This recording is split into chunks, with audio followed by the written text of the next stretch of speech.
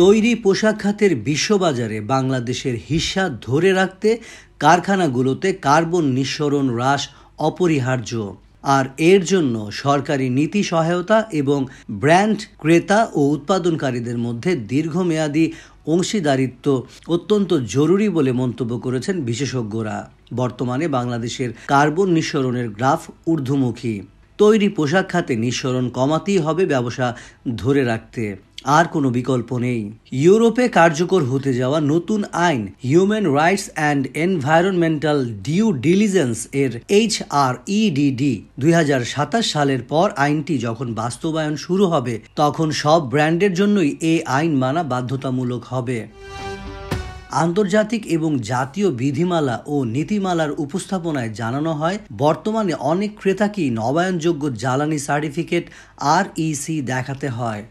Ethical trading initiative ETI হলো trade union, NGO ও কোম্পানিগুলোর একটি জোট যা বৈশ্বিক সরবরাহ শৃঙ্খলে মানবাধিকার পরিস্থিতির উন্নয়নে কাজ করে।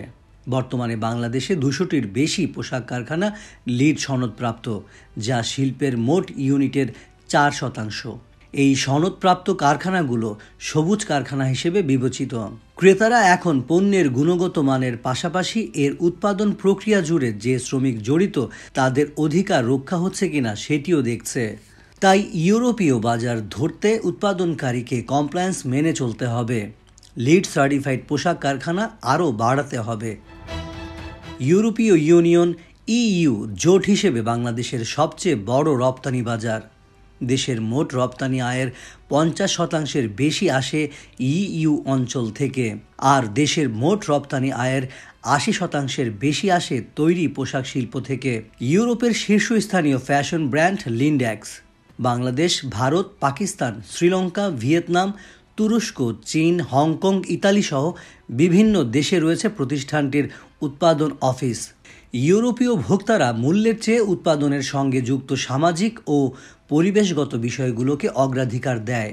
পণ্য যে অঞ্চলে তৈরি হচ্ছে সেই অঞ্চলের মানুষের ওপর এর প্রভাব সম্পর্কে তারা সতর্ক।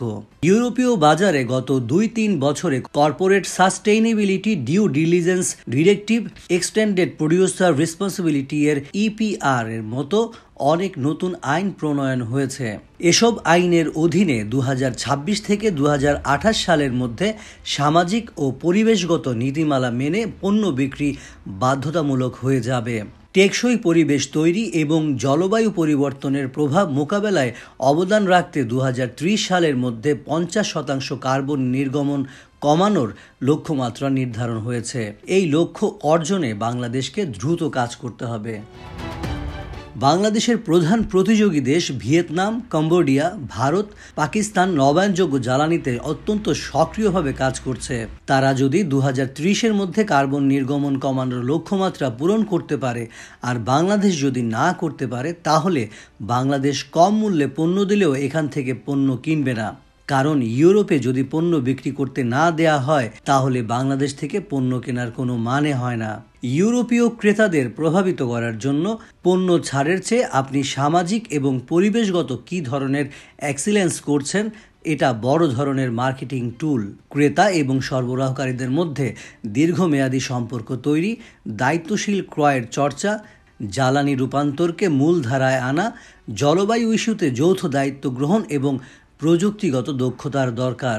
অন্য সুপারিশগুলোর মধ্যে রয়েছে ক্ষুদ্র ও মাঝারি উদ্যোক্তাগুলোকে SME সহায়তা দেয়া, সরকার, ক্রেতা ও কারখানার মধ্যে কার্যকর সেতু বন্ধন তৈরি করা, সব কারখানার জন্য সাস্টেইনেবিলিটি রিপোর্টিং বাধ্যতামূলক করা, সচেতনতা ও সক্ষমতা বাড়ানো এবং নীতি সহায়তা, অর্থনৈতিক কূটনীতি শক্তিশালী করা, সহজ অর্থায়ন প্রাপ্তি, শিল্প খাতে কার্বন নিঃসরণ কমাতে বাজেট বরাদ্দ, কর অব্যাহতি এবং সরকারের নীতিগত ও প্রাতিষ্ঠানিক সহায়তার প্রয়োজন।